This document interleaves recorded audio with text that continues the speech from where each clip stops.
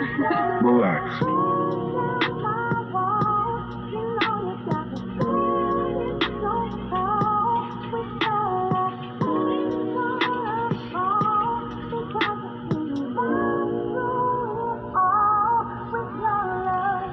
Pwede ba saglit?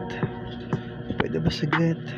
Huwag mo naman akong iwan sa ganitong klaseng sakit. Hindi ko na kakayanin pa pag ika'y mawala ka. Para bang ang mundo ko'y nababalutan na ng hapde at sakit.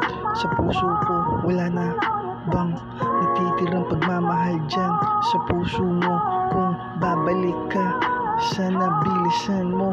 Ako'y naghihintay, naghihingalo sa pagpapalik mo. Hindi ako sanay ng ganito sa sobrang sakit.